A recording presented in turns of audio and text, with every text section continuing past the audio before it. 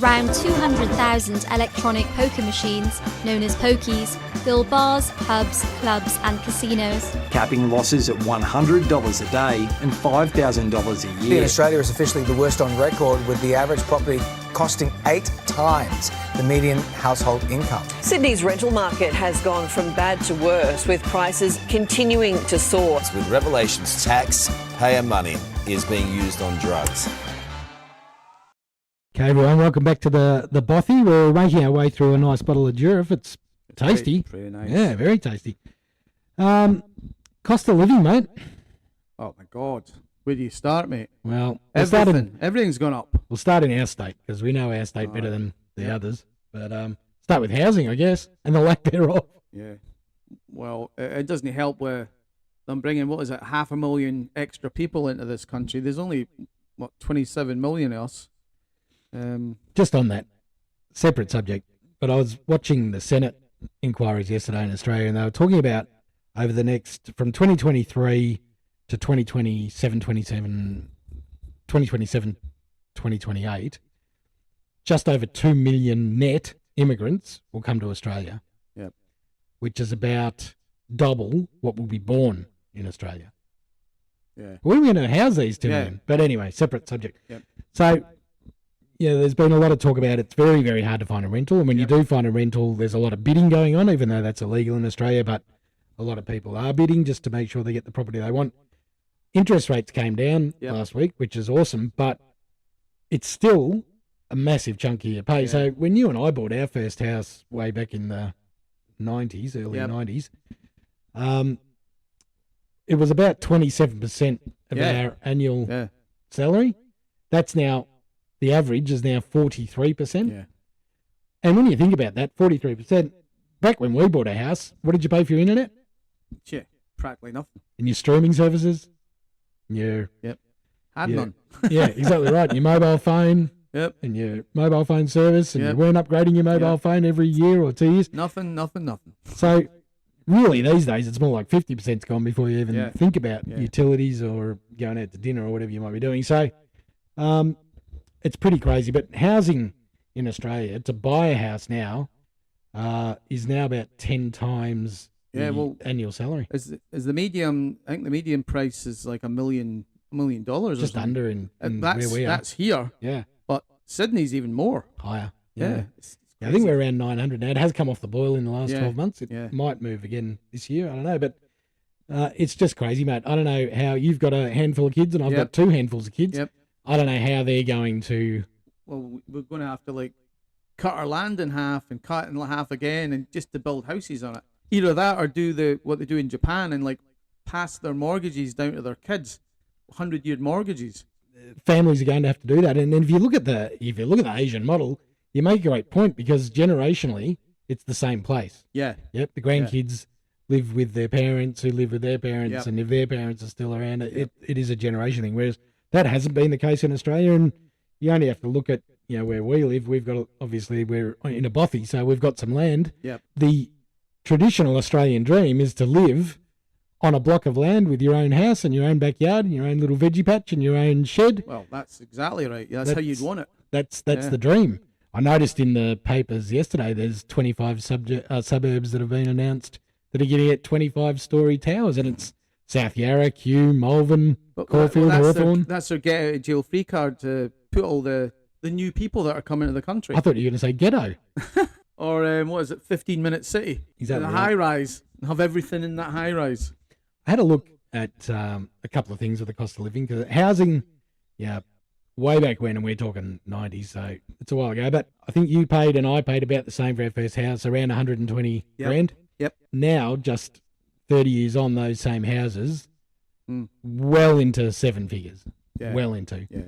And where we live, and again, well into 7 figures. And it wasn't that long ago, it was only 15 years ago where we built our houses in this area. It was nowhere near that amount of money. No, it's now doubled in under 10 years? Yeah. Or more. It's crazy. It's insane. It's absolutely ridiculous. If it was that price then, there's no way I would be able to move here. I couldn't afford it. No. Yeah. So I had a look at a couple of things. Bread, let me get my numbers. I don't want to misquote here. That'd be terrible. Bread in 2000 was $2 a loaf, and now it's about $3.50. So it hasn't doubled. Not too bad. Yeah. Yeah. Milk, cheaper. Yeah, we have got the $1 a litre. Yeah. Any Rubbish. They just always try to get the farmers, aren't they? Why is milk translucent these days? What's going on there, mate? You can see through it.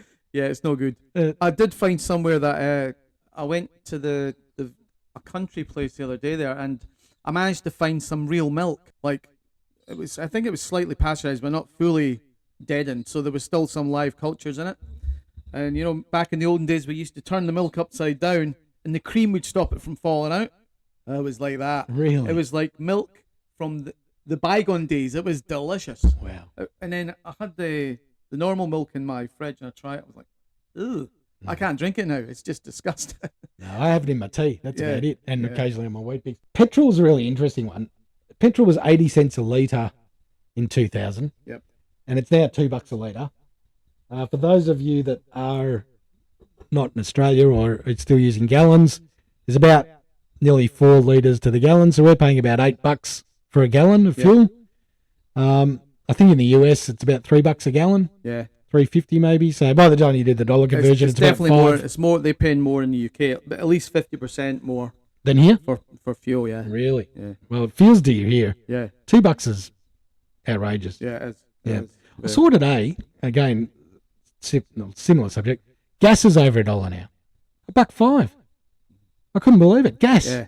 Jeez, I used to have a gas car that ran for 27 I cents. think we've got the second biggest gas supply in the whole world, and we bring into this country next to nothing compared to, I think it's Q8, and they bring something like $70 billion into the country from their gas. We bring like less than 10, yet we make more gas than them. It's insane. Something's gone wrong. And now we're not mining it because we're going green. Yeah. But what we're doing with gas is paying so that China get really cheap gas. I mean, we're just subsidising that deal. And now they've decided to like take their warships down to Tassie and do some. Yeah, I was looking at that today. Practice. So they're around South Australia now. They're evidently going to go. There's 3 Chinese warships circumnavigating Australia. To be fair, and I don't like to be fair, but to be fair, if they had done a U-turn and gone back up, they'd have run straight into Cyclone Albert. So I reckon they've probably doing the right thing. Yeah, going the other way. So what can you do about the cost of living, mate? Because wages haven't gone up with cost of living. What do you do about it now? Because we can't manufacture anything in this country anymore because you can't afford to buy it when you do manufacture it. Well, maybe we need some crazy bastard like Trump to come in and start changing the way our government works, because it's not worked for so many years, mate. Maybe Dan had the right idea. Start reducing the population. Anyone on a bike, get him. Am I allowed to say that? I don't know. And then we got Jacinda in now. Yeah, that's an improvement. Don't even. Oh my God. I don't know what they do to fix it. We've got ourselves in such a mess from a tax point of view, and from a cost of living compared to wages point of view. It's shocking me. Yeah. You only have to look at the last couple of years with the power, or the last 5 years that the CFMEU have had in Victoria, where they've pushed. I mean, we lost our tradies to the tunnel projects and the government roading projects because they could make $200,000 a year for holding a lollipop sign or holding a set of forklift keys. Yeah, and as soon as it starts spitting, they're like away and back. They don't work in the rain. It's like, what the hell? And good luck to those people. The other thing that's really hurt us as a nation, not so much in Victoria, but the fly in, fly out mining, where they made massive money and worked really hard for it, but none of the benefits come back to this country. Well, to the people of this country, very few now. Exactly right. It's all down to like benefiting the mining companies, and anytime someone wants to bring in a tax, like remember when Labour were in back in the mid 2000s with Gillard taking over from who's the wee man that Trump doesn't like? Rudd. Yeah, because Rudd, I think he first introduced it. He says, "Oh, we're going to bring this mining tax in." As soon as he done that, they went, right, get him out. And then Gillard was in, and then maybe had about 4 leaders in like less than 3 years. Yeah, well, it flip-flopped all over the place. I think it started, don't quote me on this, It started from when he went and said, "Oh, we're going to start taxing the mining companies," and then they must have had a word in their shell, like, and said, No. "Nah, No. get rid of him," Yep. because that's how much power they got. I think we've had our Trump, unfortunately. That was Kennett, Yeah. in a way, because he took us from a loss situation to the state making money, and you, Yeah, but how did he do that? well, Gambling. let's not. Well, you'll see a little video. I'll put the snippet in, but Australia has 18% of the world's poker machines. Yep.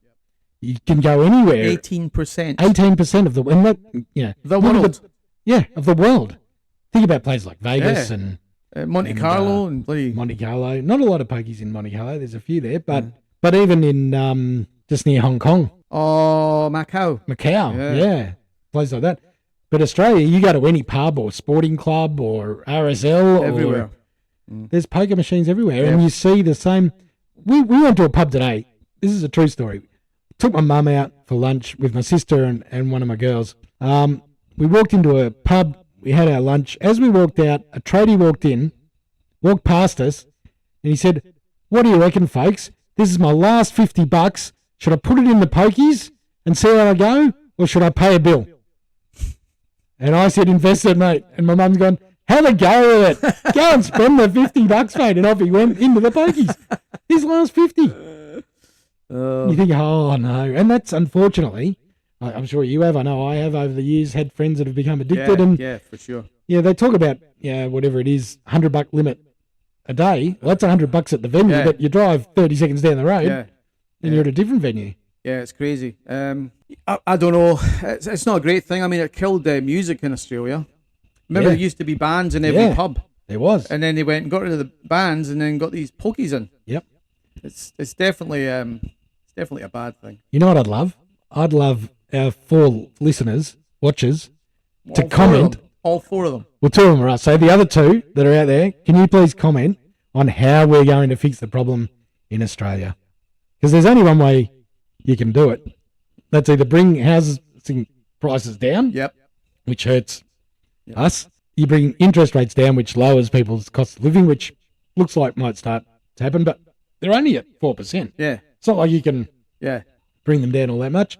Or you introduce new taxes, which hurts everybody, because your income can't go up as much For sure. as what is required. But then we have had it very, very good here. My mum told me that when she was buying her house, inflation was like 17% over there in Britain. And we got what, 4%? 3 now. Yeah.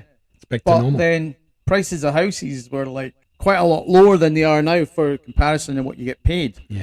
So it was doable. Yeah. You get But away with it. now, Yeah, I don't know what the answer is. If someone out there does know the answer, please let us know.